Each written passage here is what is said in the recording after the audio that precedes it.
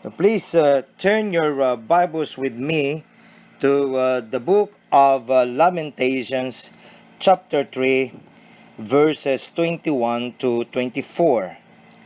These I recall to my mind, therefore have I hope.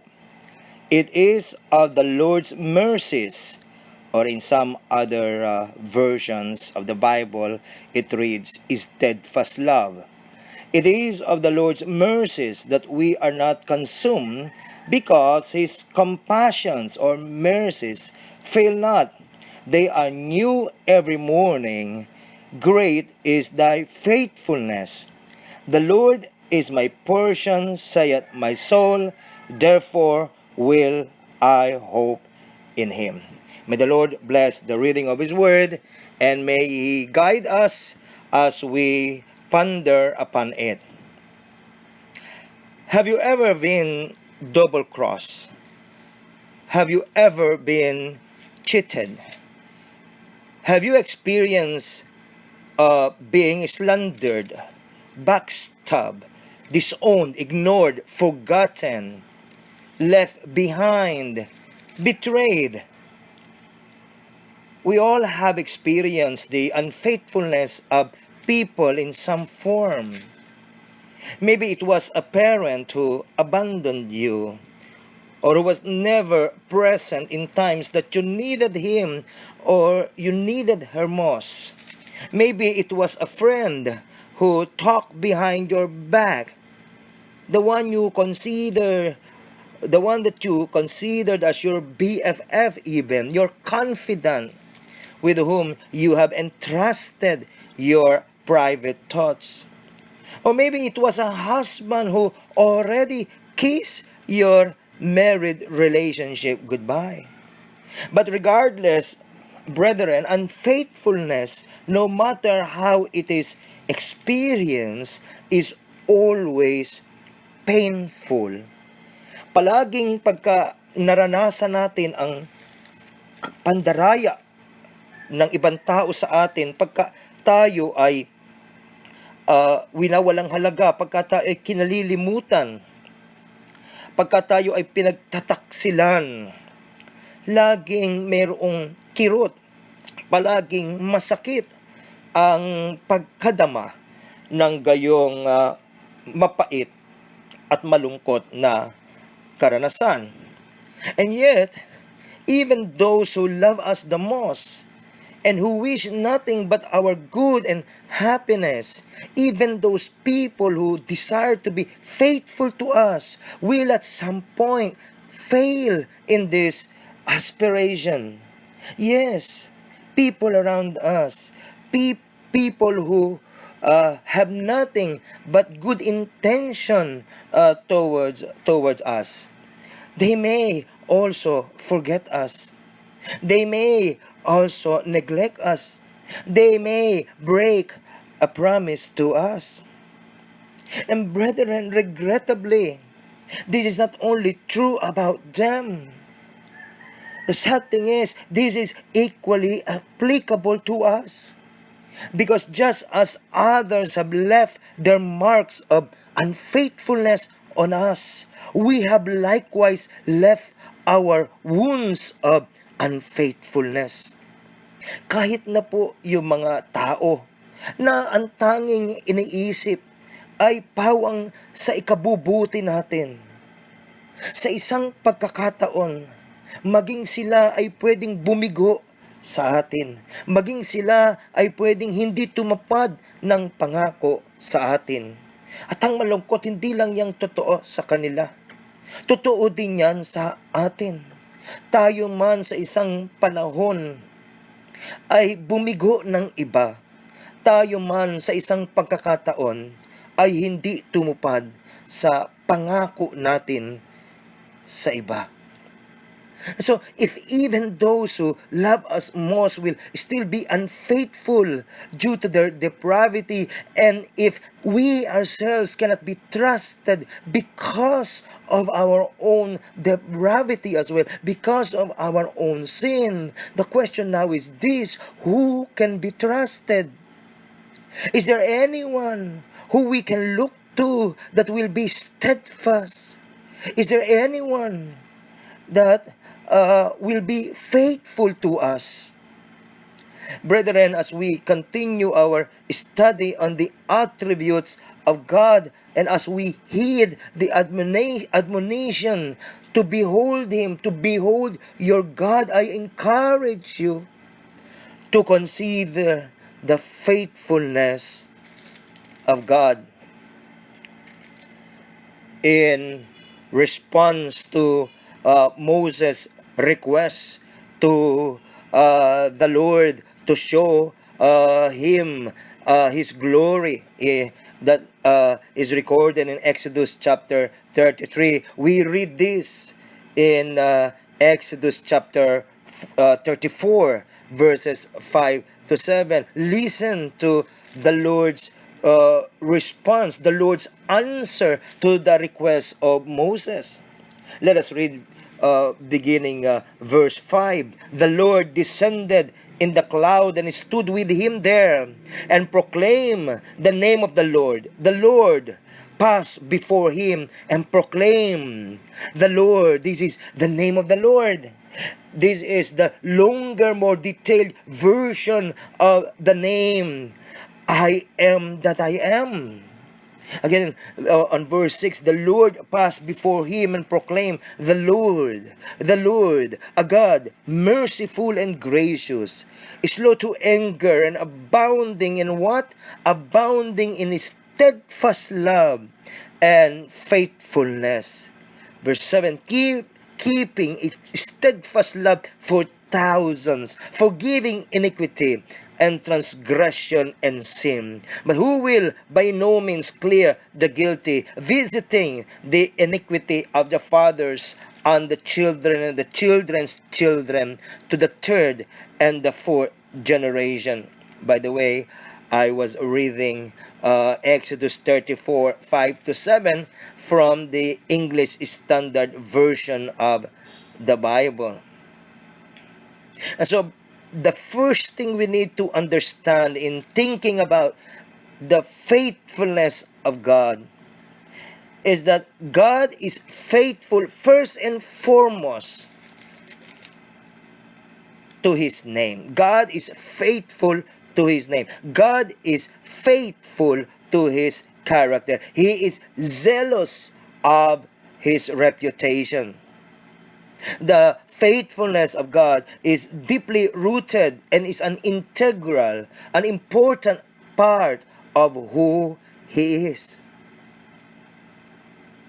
God is very zealous of His reputation, that we would read this in the book of Psalms, Psalm 106, verses 7 and 8. Our fathers understood not thy wonders in Egypt. They remembered not the multitude of thy mercies, but provoked him at the sea, even at the Red Sea. Nevertheless, he saved them for what? For his name's sake, that he might make his mighty power to be known.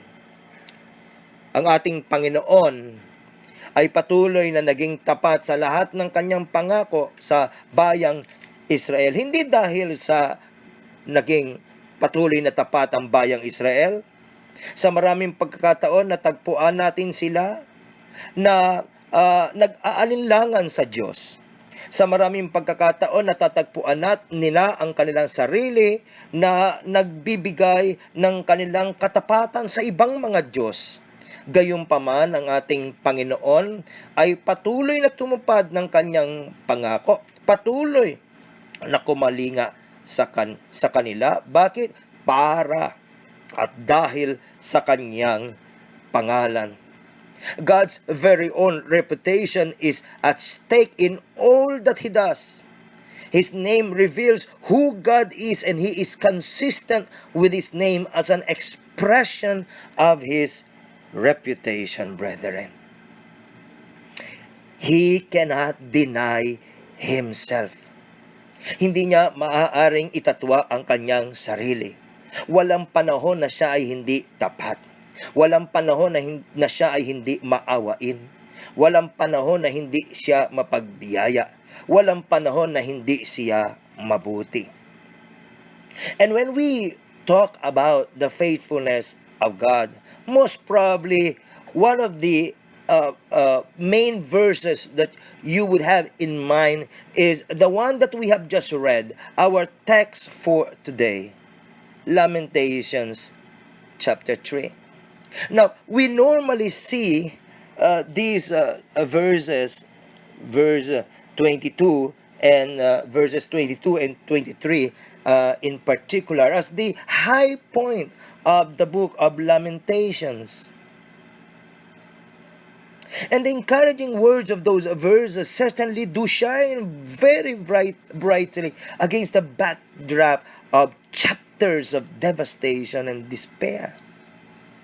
Pero mahalaga rin na maalala natin, mga kapatid, mahalaga rin na daanan natin kahit masarap na pagbulay-bulayan ng mga katotohanan ito, mahalaga na wag nating kalilimutan na malungkot at mapait ang kaganapan na nakakonteksto sa mga talatang ating binasa.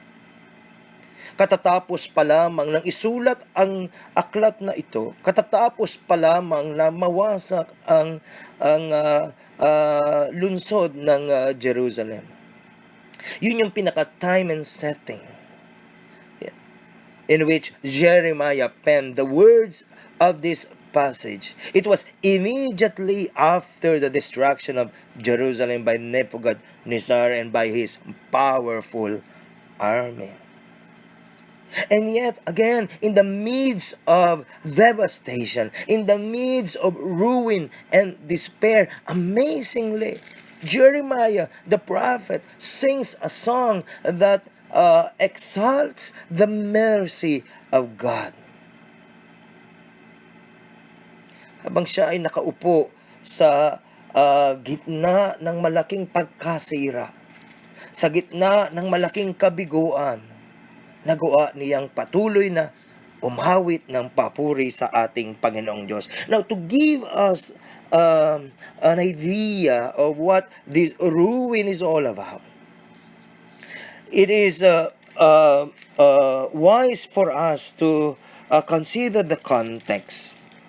And so, go with me, mark your place in chapter 3 and go with me for a while to chapter 2 of Lamentations. Piliin natin yung ilang mga bahagi ng kontekstong ito. For example, let us read verse 8. The Lord hath purpose to destroy the wall of the daughter of Zion. He hath stretched out a line. He hath not withdrawn his hand from destroying. Therefore he made the rampart and the wall to lament. They languished together.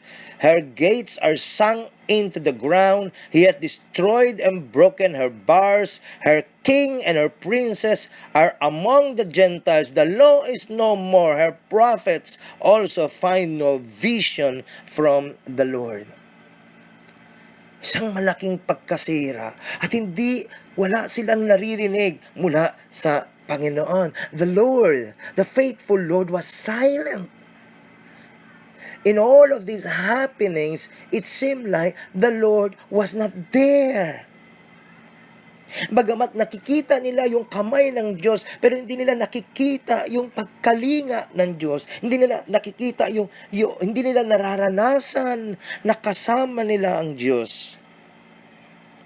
And so as we continue reading on verse 11, mine eyes do fall with tears. This was the prophet's response to this sad event. Mine eyes do fall with tears, and bowels are troubled. My liver is poured upon the earth for the destruction of the daughter of my people, because the children and the sucklings swoon in the streets of the city. They say to their mothers, when is corn and wine? When they swooned as the wounded in the streets of the city, when their soul was poured out into their mother's bosom. Isang malungkot na tanawin.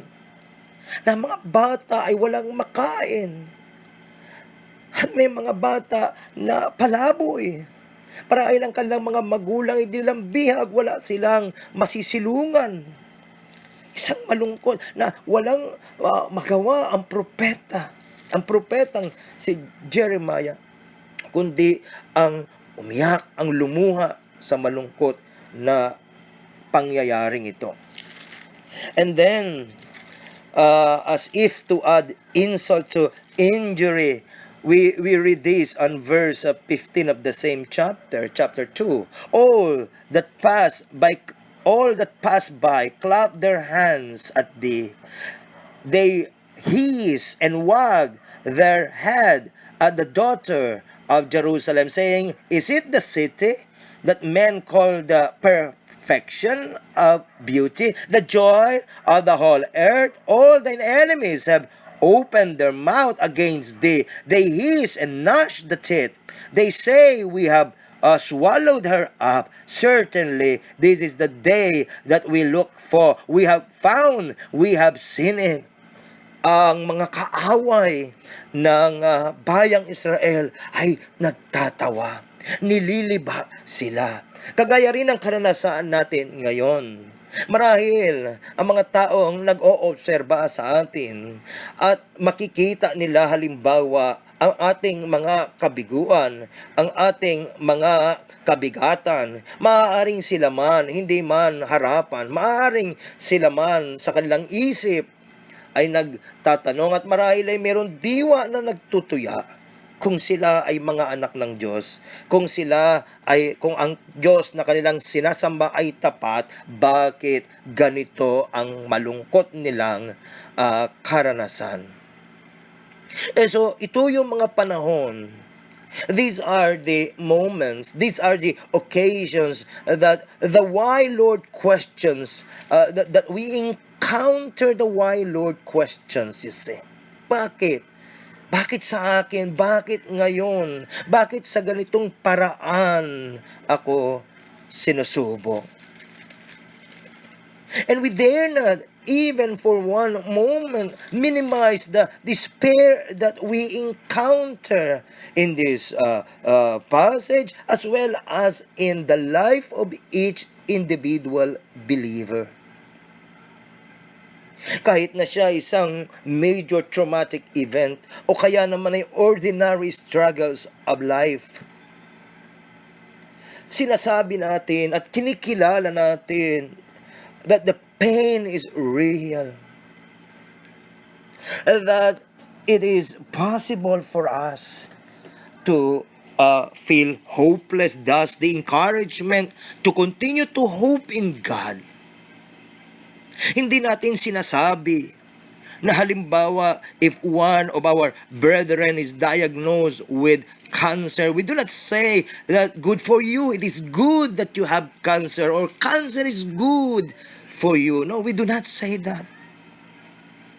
Kung mayroong mag-asawa na naghihiwalay, hindi natin sinasabing mabuti nga nagkahiwalay kayo. Nakikilala natin, iniintindi natin, unawa natin yung kabiguan, nandun yung pagluha. Yes, ang Diyos ay patuloy na mabuti.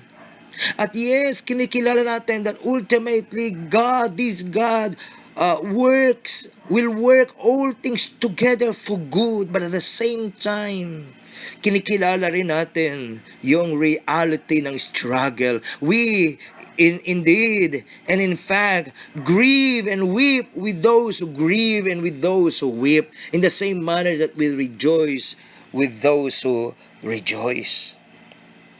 So ito po ay mahalagang matandaan natin bilang mga mananampalataya, na ang mga talata ng banal na kasulatan ay hindi parang mga tableta na kapag ka merong isa na mayroong mabigat nila dinadaanan, ibibigay mo lang yung tableta na yan at inaasahan mo na meron agad mabilisang resulta. Let us allow the period of mourning and the period of questioning, inquiring to God. Why? Why, Lord? Why now? You see, let us not judge our brethren when they are at their lowest. When they are at the lowest point in their Christian life. You see, patuloy nating paniwalaan na hindi pa tapos ang Diyos sa kanyang pagkilos sa kanila. And after all, let us not busy ourselves. Huwag nating abalahin ang ating mga sarili sa pagsusukat kung nasaan na ang mga kapwa natin mananampalataya ng level ng kanilang pananampalataya. In short, mind our own business. Yes, pray for them. Yes, remind them if need be. Yes, rebuke them if necessary. But they stand or they fall before their master. And so, as we continue, I want you to notice two things, very important things. First is the one that we read in verse 18, Lamentations chapter 3, and the verse is 18. And I said, my strength and my hope is perished from the Lord. Have you noticed that? This is in all cap. This is in all capital letters, you see. Lord. That means this refers to none other than the great I am. Yahweh. So hindi pa rin natin talaga iniiwanan yung pag-aaral natin sa dakilang ako nga na ating ginawang simula sa seryeng pag-aaral na ito. Nandito siya. At ito ang pinagbulay-bulayan ng propetang si Jeremiah. Na yung kanyang Panginoon na tapat. Na yung kanyang Panginoon na makapangyarihan sa lahat ay nasa likod ng lahat ng mga pangyayaring ito, you see. And you know, you can do this to yourself, brethren. You must do this to yourself. When it seems to you that hope is in God is pointless, remind yourself that this God is a covenant-keeping God. That this God is a faithful God. He does not change. Happenings, experiences, circumstances change, but God, the master of these circumstances, does not change. The second thing that is worth noting is found on verse 39. And we read Lamentations chapter 3, and the verse is 39. Wherefore that a living man complain, a man for the punishment of his sins. Let us search, and verse 40, let us search and try our ways and turn again to the Lord. You see, no matter how bad Jeremiah's circumstances were, and no matter how bad your circumstances are, there is one whose circumstances were far worse than those of any other human being, past, present, or future. And that person is Jesus. We deserve what we experience because we are all sinners.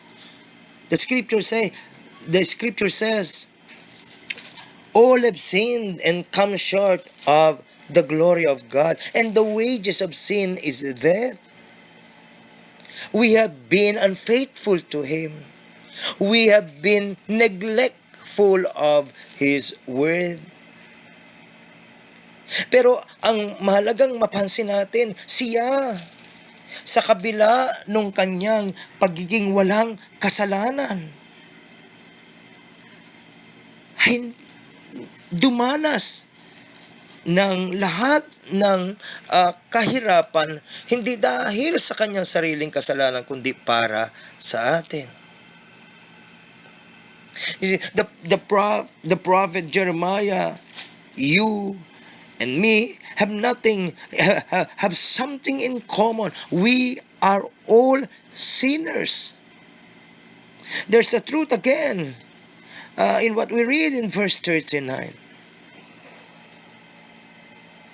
Wherefore that a living man complain, but yun nagrereklamo, a man for the punishment of his sins. We really have no right at all to complain or be upset with any suffering or sorrow we experience, you see. Because we are sinners, but Jesus never sinned. He did nothing wrong. So brethren, whatever the reason for suffering, it cannot be because of indifference on the part of God or lack of love on the part of God.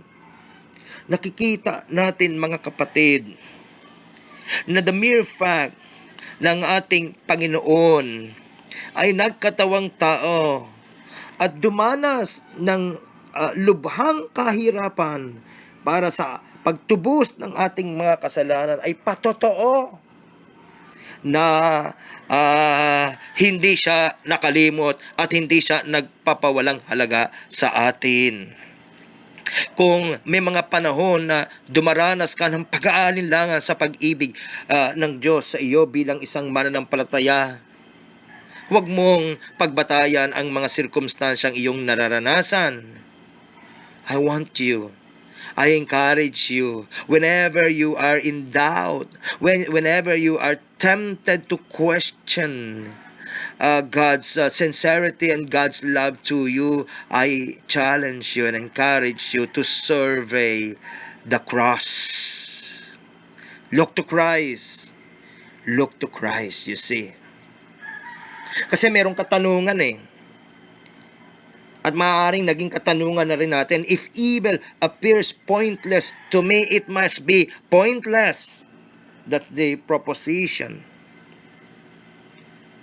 But brethren, just because we cannot see or we cannot imagine a good reason why God might allow something to happen doesn't mean that there cannot be one, that there cannot be a reason. Lalong-lalo naman na hindi natin pwedeng piliin ang huwag na lang bastang maniwala sa ating Panginoong Diyos. Anong buti ang nagawa sa iyo? Kung sa gitna ng iyong pagsubok ay sasabihin mo, hindi ka na naniniwala sa Diyos. So yun po yung ating hamon sa bawat isa. Gayunpaman, in-address ni Alvin Plantinga, a Christian philosopher, itong proposition na ito. Again, let me read to you. If evil appears pointless, to me it must be pointless. This is how the Christian philosopher Alvin Plantinga addressed this concern. And I quote, if you look into your pop tent for a Saint Bernard and you don't see one, it is reasonable to assume that there is no Saint Bernard in your tent.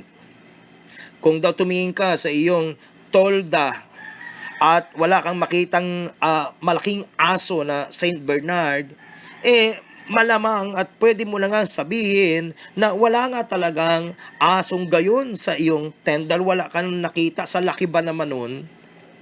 Let me continue on reading Alvin Plantinga. But if you look into your pop tent for a Nasium is an extremely small insect with a bite out of all proportion to its size, and you don't see any, it is not reasonable to assume that they are not there, because after all, no one can see them. Amen. Many assume that if there were good reasons for the existence of evil, there would be accessible to our minds more like Saint Bernard's than like Nasiam's. But why should that be the case? End of quote. And so, kung papaanong merong mga insektong sa sobrang liit, hindi na siya makita ng iyong naked eye. Ganon din naman sa sirkumstansya na ating dinadaanan. Hindi pwedeng i-deny na dahil hindi mo nakikita yung insekto ay hindi na nga siya umiiral. Sa ating sirkumstansya, hindi dahil sa hindi mo nakikita at nauunawaan ang dahilan sa likod ng iyong dinaranas, hindi ibig sabihin walang dahilan at walang mabuting layunin ng Diyos sa iyong dinadaanan. Remember Joseph? Joseph said on the empire and part of his story, you, speaking to his brothers, you meant it evil, but God meant it for good. Everything that happened to me, said Joseph, was for my good. And so, let's go back to our study. Let us read once again verse 21, Lamentations chapter 3, and the verse is 21. This I recall, to my mind, therefore, have I hope. What do we need to do when we are doubting, when we are questioning the faithfulness of God to us?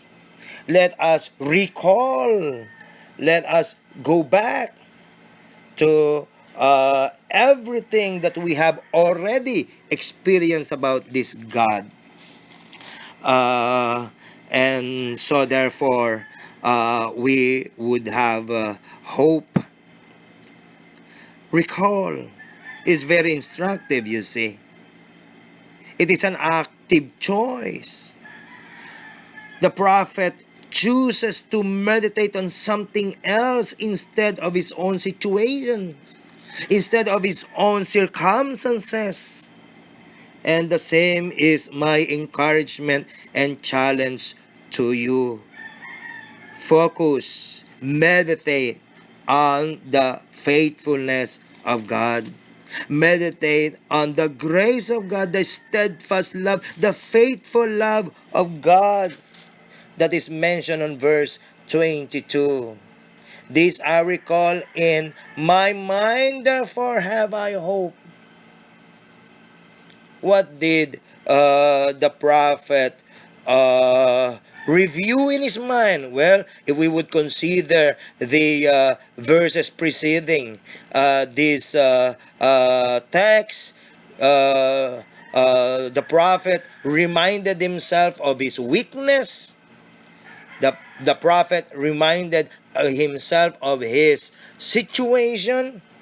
But at the same time, he reminded himself of a God who is faithful to his covenant.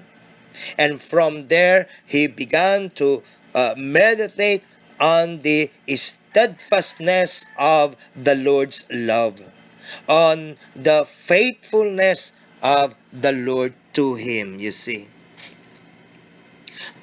Jeremiah remembered that it was the pure grace of God that brought Israel out of their slavery in Egypt.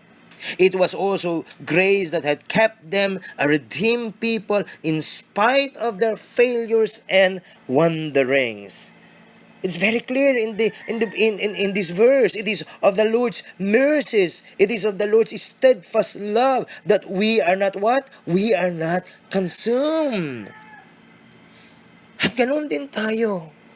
Hindi tayo nakapagpapatuloy dahil tayo magaling. Hindi tayo nakapagpapatuloy dahil tayo ay madeskarte. Kung bakit tayo buhay. Kung bakit tayo ay humihinga. Kung bakit tayo malakas. Kung bakit tayo nakapagpapatuloy. Kung bakit tayo nakakasurvive sa araw-araw nating mga hamon sa buhay ay dahil sa ang Diyos ay tapat sa kanyang pag-ibig at mayaman sa kanyang biyaya. That's why, brethren, I encourage you. I strongly encourage you to begin to list down. Get a piece of paper and a pen and begin to jot down one by one. Name one by one. Uh, as much as you can remember, and as far as you can remember, every testimony, every demonstration of the Lord's faithfulness to you, and just like what the song says, you'll be surprised what the Lord has already done. Bilangin natin ang kapahayagan ng katapatan ng ating Panginoong Diyos sa ating buhay. Ilista natin isa-isa at magugulat ka at mapapalitan ng pag-asa ang iyong kawalang pag-asa sa gitna ng mabibigat mong pagsubok. Doon mo mapapagtiyap-tiyap at doon mo mapagkukone-konekta na ang ating Panginoon hindi tumitigil, hindi humihinto, hindi nagmamaliw sa kanyang katapatan sa atin. In this world, brethren, of ceaseless change, God is the only constant. As Moses declared, He is the faithful God. The Marine Corps has this motto, Semper Fidelis, always faithful. Well, that is ultimately only applicable to God, because only God is always faithful. Only God is always steady and steadfast and firm. And so we are not only to consider the faithfulness of God in His grace, the faithfulness of God in His love. We are also to consider the faithfulness of God in His mercies, you see. Here again, on verse 22, it is of the Lord's steadfast love, or mercies in King James, that we are not consumed, because His compassions or mercies fail not. Now, this is a word that literally means womb. It means to be moved in the heart out of love for another. Picture the love of the mother for the baby who is absolutely dependent on her in the womb. That's the picture. Ikaw, tayo, ang kinakatawan. Ang bayang Israel sa panahon ni Jeremiah, ang kinakatawan ng helpless, totally helpless life in the womb of the mother, of a mother. At kung paanong nakadepende sa ina ang buhay at ang kalakasan at sustenance ng helpless na anak sa kanyang sinapupunan, gayon din naman tayo, and even more sa ating Panginoong Diyos, you see. The good news is, the encouragement is, sabi nga ng banal na kasulatan in Isaiah, makakalimutan ng ina ang kanyang anak, ngunit hindi kita kalilimutan. That's our encouragement, brethren. God is faithful. But our ability to trust Him is not as steady, you see. It is not as firm. It is not as faithful. There are so many ways in which we manifest our lack of trust to Him. May our prayer be is that we would develop a deeper trust in God each day. When things do not go our way, let us learn to trust God that He would lead us through the disappointment, you see. When people disappoint and fail us, learn to trust God that He will never fail you. When you do not see God at work in a certain situation, rest in peace that He knows all about your situation. Let us pray, brethren, that we would be able to learn to trust God in this way.